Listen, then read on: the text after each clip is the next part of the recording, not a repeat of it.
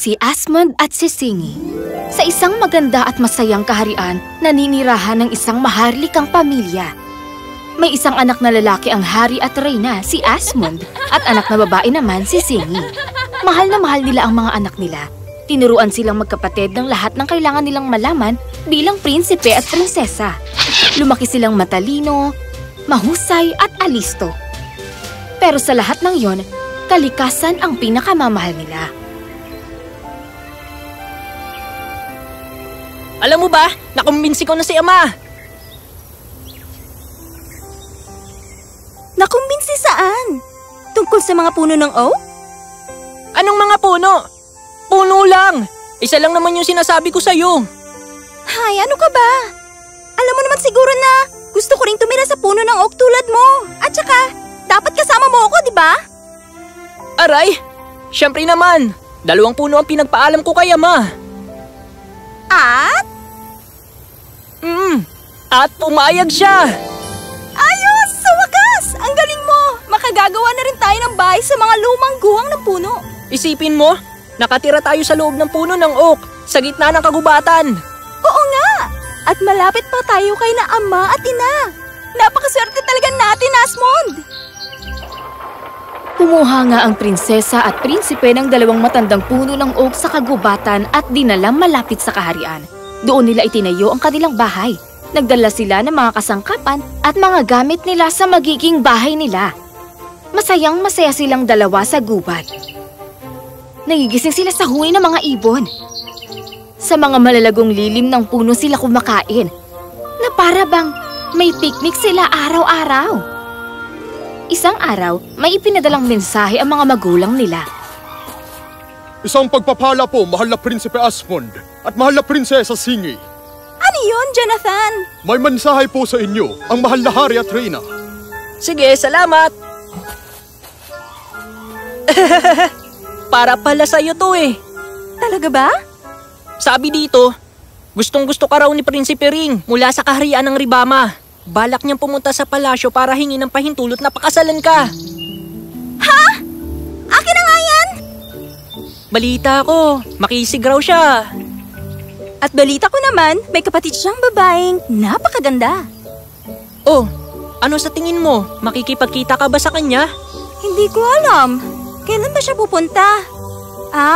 Sa sunod na Biyernes. Pinababalik na tayo nina ama at ina. Mga 5 araw pa mula ngayon. May 5 araw pa naman tayo. Hindi pa naman ngayon yun. Babalik pa tayo ng Miyerkules. Sa tagal mong mag-ayos, siguro naman sapat na sa'yo ang 2 araw.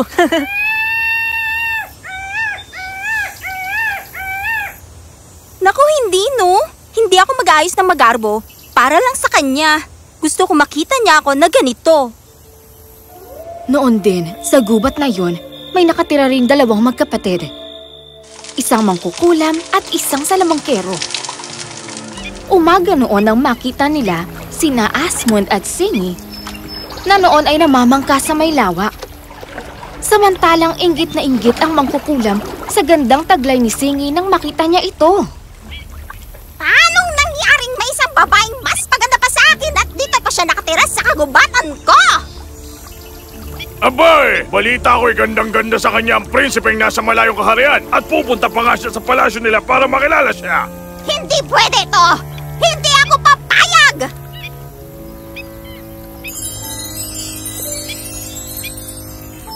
At ano naman ang gagawin mo? May naisip na akong paraan.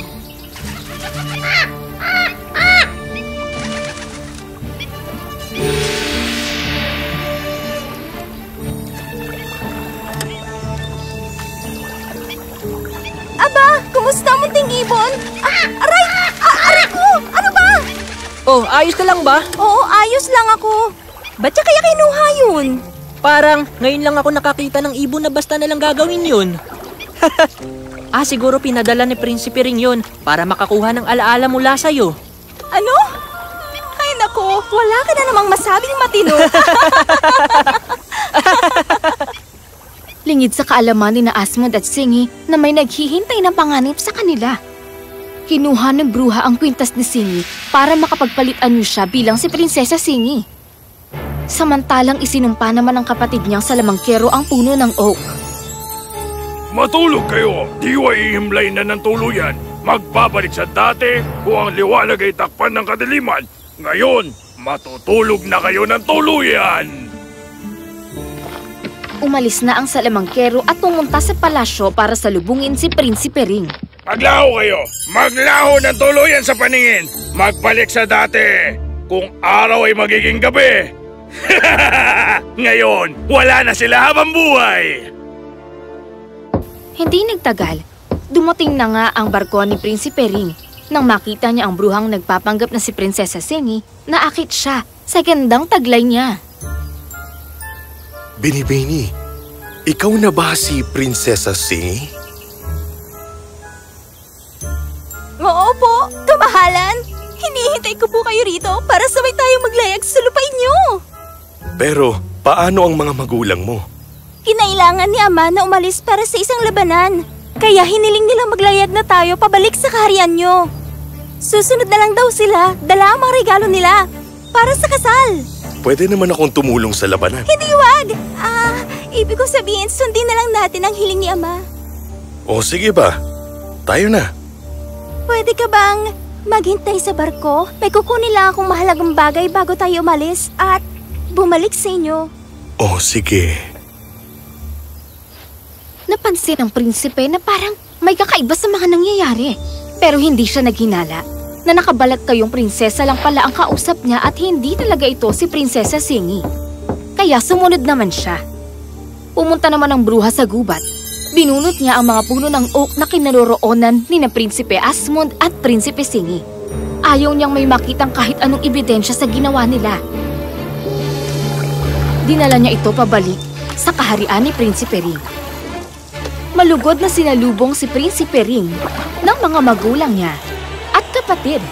Gayon din ang nagbabalat kayong bruha. Ipinagpatayo pa nila ang bruhang ito ng mansyon habang hinihintay kuno niya ang mga magulang niya para sa kasal. Itinanim naman niya sa hardin ang 2 puno ng oak kung saan naroon sina Prinsipe Asmund at Prinsesa Singi. Walang nakakakita sa mga puno dahil sa liit nito. Madalas naman siyang binibisita ni Prinsipe Ring at isinasama sa mga salo-salo ng kanilang pamilya. Samantala, sawang-sawa na ang bruhang umarting prinsesa. Naiinis na siyang ngumiti buong araw at makitungo ng maayos sa mga tao. Lumilipas ang mga araw at suyang-suya na ang bruha sa lahat ng mga pinaggagawa niya. Gusto na niyang kumain ng kumain. Gusto na niyang magwala, sumigaw at bumalik sa pagiging bruha kaysa maging mahinhin.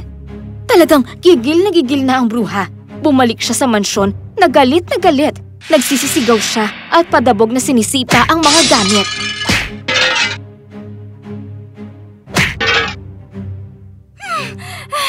Pagod na ako! Na magpanggap na mahinhin lang ako. Gusto ko nang bumalik sa gubat. Doon pwede ako magsisigaw, tumakbo, maging malaya kahit kailan ko gusto.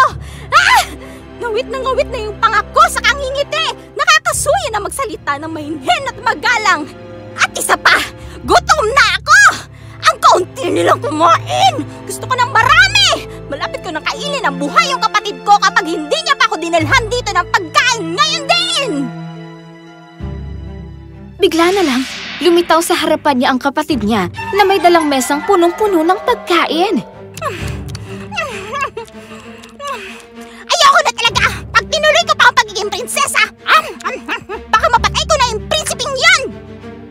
Nababaliw ka na ba? Masyadong makapangyarihan ang hari ng karyang ito. Paparusahan niya tayo. Kung ganon, ibalik mo na ang totoong Singi at umalis na tayo dito! Hindi pwede. Sinumpa ko silang matulog hanggang maging gabi ang araw at hindi mangyayari yun. Kailanman! Kaya hindi na babalik pa sina Asmund at Singi. Anong sabi mo? O ano nang gagawin ko ngayon? Pero nagkakamali ang salamangkero. Hindi niya yata alam na posibleng maging gabi ang araw. Tinatawag yung eclipse. Sa prosesong ito, tinatakpan ng buwan ang liwanag ng araw at doon nga nagiging gabi ang araw sa maiksing oras. Mangyayari ito sa susunod na buwan.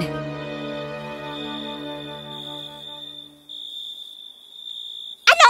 Branch na naman? Hindi na ako pupunta! Ayokong umalis! Naku talaga! Huwag makapunta-punta dito ang prinsipeng yun! Mapapatay ko na siya! Nandito na siya! Nandiyan na!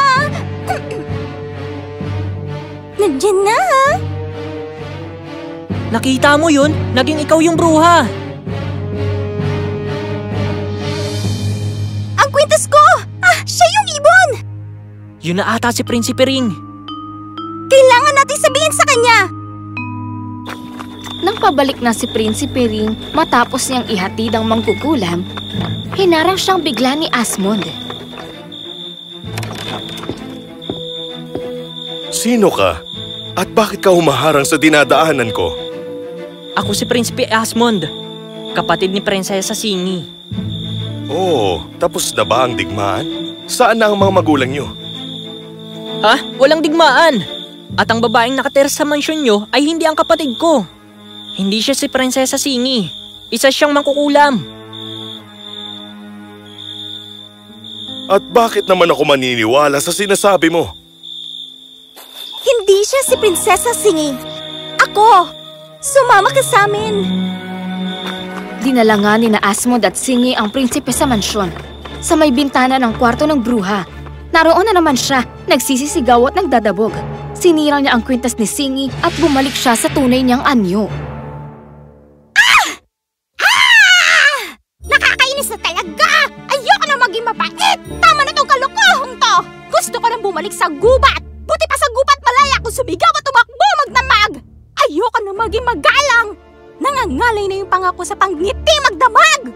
Gusto ko sumigaw lang buong araw! At saka, gutom na ako! Ayoko na tinitipid ako sa pagkain! Ang yayaman pero ang konti kumain! Hoy kapatid ko! Pag hindi mo ako dilahan ng pagkain, ikaw ang kakainin ko! Maya-maya pa, lumitaw na nga ang kapatid niyang salamangkero na may hatid na namang pagkain. Ano na? Ayoko na dito! Konting-konti na lang! At ubos na ang pasensya ko! Nasisiraan ka na ba? Di ba sinabi ko na sa iyong makapangyarihan ang hari ng karayang ito?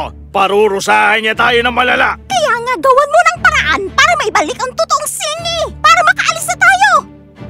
Hindi nga pwede. Sinumpa ko nga silang magigising lang kapag naging gabi na ang araw. At malabong mangyari yun, kaya hindi na sila makakabalik pa. Kung ganon, kapag dumating dito ang prinsipe, papatawan din natin siya ng sumpa pati na ang buong palasyo at makakalis na tayo! Hindi mo na magagawa yon. Paano ka nakabalik? Simple lang, dahil naging gabi ang araw. Ano? Kailan pa? Alam mo, kailangan mo na siguro mag-aral ng mabuti.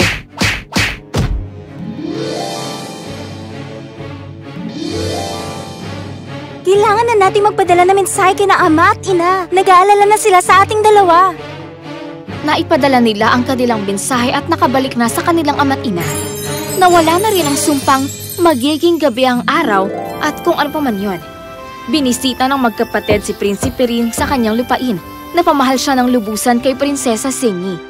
Gayon din naman si Asmund sa kapatid ni Prinsipe Ring. Ipinagbunyi ang kasal ng dalawang pares na magsing-ibig. At namuhay silang masaya. Samantala, kinulong naman ng bruha at ang salamangkero sa puno ng oak at nanatili roon, gumabi man ang araw.